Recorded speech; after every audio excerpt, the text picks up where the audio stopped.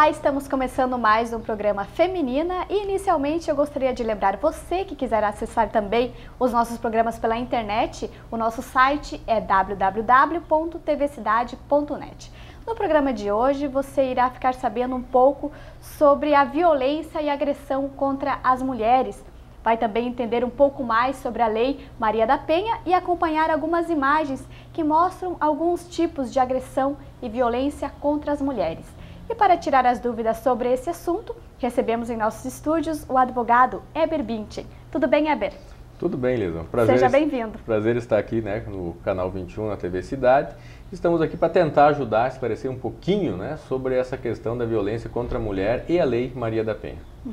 Heber, ao que se deve existir ainda tantos casos, também não é só no nosso país, é em todo o mundo, ao que se deve existir tantos casos de violência e agressão contra as mulheres em nosso país? Por que acontece isso?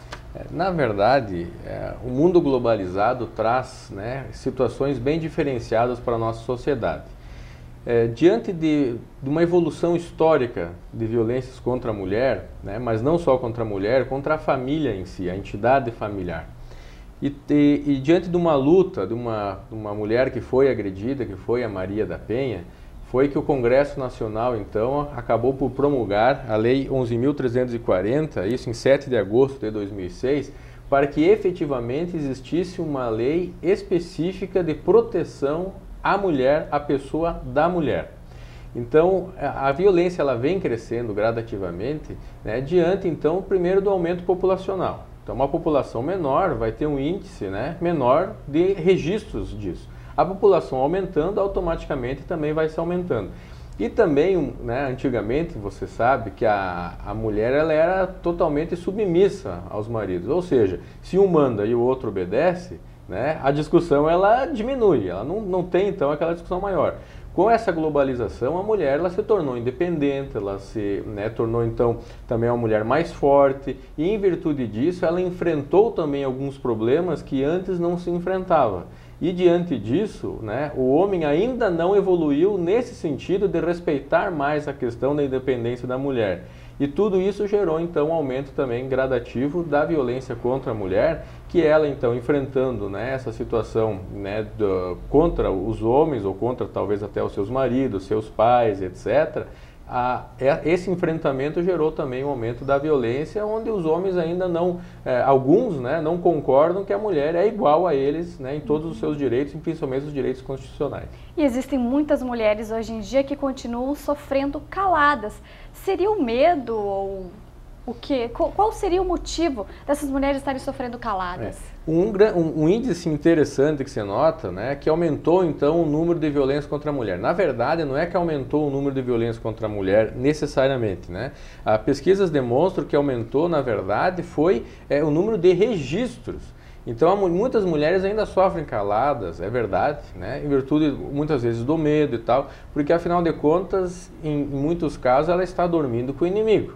Então, ou seja, evidentemente que aquela briga conjugal, às vezes aquela violência esporádica, há de se consertar dentro do quadro familiar, dentro de casa.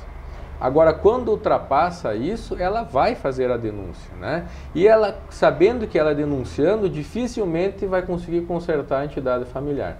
Por quê? Vai exteriorizar um problema que está dentro de casa. Agora, a violência, necessariamente, ela não é física.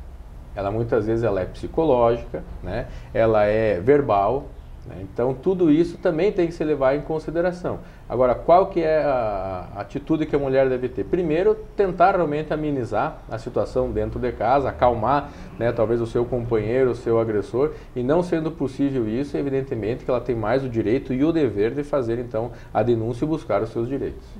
Heber, e quais são as mulheres que sofrem mais com agressão e violência? São as mulheres de classe média baixa ou também as de classe média alta sofrem com agressão? Toda mulher está sujeita, Toda mulher está sujeita. Daí pergunto assim, quais são as vítimas então de estupro? Toda mulher é uma possível vítima. Quais são os agressores? Todo homem é um possível agressor, em algum momento então da sua vida. Evidentemente que a classe média alta existe uma cultura mais elevada dentro dos lares. essa cultura, tanto do sexo masculino quanto do sexo feminino, elas trazem também uma ponderação maior relativamente a isso. E também o número da população de classe média alta, ela é menor do que a de classe baixa, infelizmente, né, ainda no Brasil. Então, nós, dentro desse quadro, nós podemos dizer que quem sofre mais ainda é da classe baixa, né? Até porque os problemas geralmente são maiores. E por incrível que pareça, a maior discussão ainda é no sistema da questão financeira do lar. Isso, né, a falta de dinheiro, a falta de recursos, a falta de comida às vezes, né, e também a falta de cultura leva, né, os homens a desagradar as suas esposas, que cobrando esse desagrado, né, delas, eles acabam revidando, elas acabam começando uma discussão, uma agressão, e os maridos revidam, e a lei do mais forte, evidentemente, ainda prepondera nessa classe mais baixa, que não tem aquela cultura, né, um pouco mais elevada, né, psicologicamente falando, inclusive, aí gera então uma ação e uma reação mais gravosa do que a ação que iniciou então a discussão. Aí acaba então tendo a violência, né, tanto física quanto verbal, psicológica e tudo isso. E quais são os tipos de violência contra as mulheres que acontecem com mais frequência? A violência que se é narrada com mais frequência é realmente a violência física, né? Porque dificilmente uma mulher que é humilhada, né, ou que é desprezada, ou que ela é impedida de fazer alguma coisa pelo seu companheiro, né, ela vai fazer um registro disso na delegacia, que também seria enquadrado na Lei Maria da Penha, né. A violência mais comum é a violência física realmente, né? Então, né, tapas, bofetões, socos, né, empurrões, chutes e até espancamentos em alguns casos mais graves e mais sérios. Então, muitas vezes, para a mulher chegar a esse ponto de fazer a denúncia, né, contra o seu companheiro, contra a pessoa que está convivendo, realmente não foi a primeira vez que aconteceu.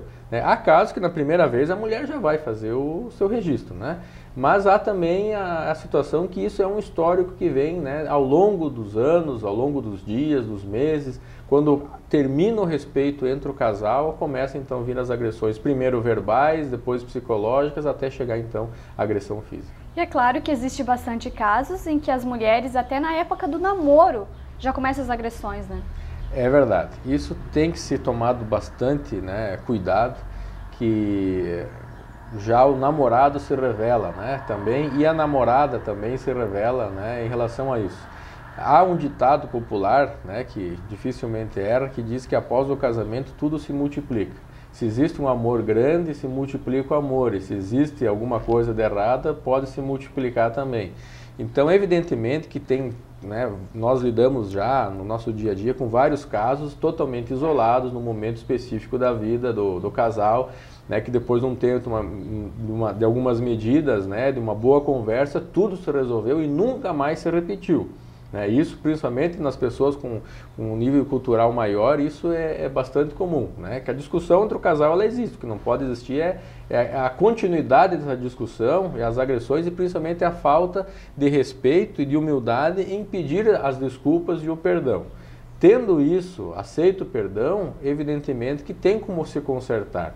Agora, quando não existe humildade dos dois, né, não adianta só um, né, tem que ter os dois a humildade, então um de pedir perdão, outro se perdoado, e geralmente nenhuma discussão ela é isolada, nenhuma agressão ela é isolada. Ninguém simplesmente, né, ou a princípio a gente tem conhecimento, chega em casa e sem qualquer motivo sai batendo em todo mundo.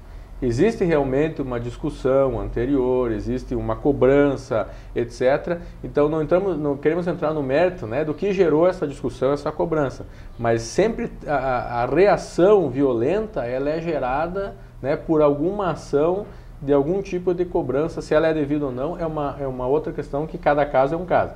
Mas geralmente tem isso. Então no namoro existe realmente algumas questões dessas, e se não se consertar isso, né, já no namoro, é melhor que o casal não permaneça junto, porque pode dar problema depois no casamento.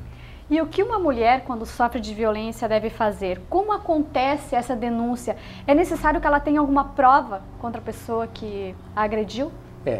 Essa prova, né, se é uma violência física, a prova seria o exame de corpo de delito, né?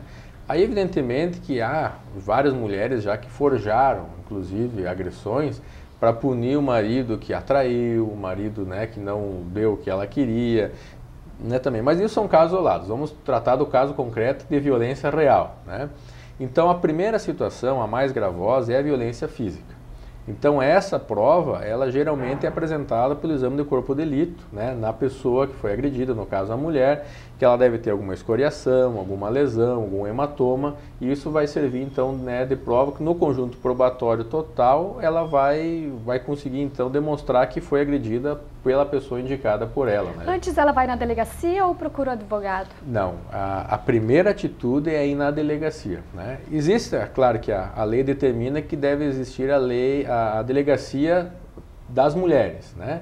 Só que isso é falacioso no Brasil todo, nós não temos, né, condições de ter em cada município, em cada comarca, uma delegacia especializada para a mulher, então ela tem que ir na delegacia da sua comarca e fazer o registro, contando brevemente, né, relatando o que aconteceu, e se ela se sentir em perigo, ela deve então pedir as medidas protetivas que a lei determina, né, que é primeiramente, né, o isolamento então, né, dela e do seu agressor, o afastamento do agressor do lar, né, porque tem que ser um convívio familiar para caracterizar, e também a questão, né, que não poderá chegar perto ou se comunicar com ela, nem com ninguém da família dela, o agressor, por um certo período, e depois de tudo isso vai ser analisada então a sequência, né, das provas para que seja então determinado o que, e em alguns casos mais graves, a prisão, né, do agressor, principalmente se for um flagrante delito.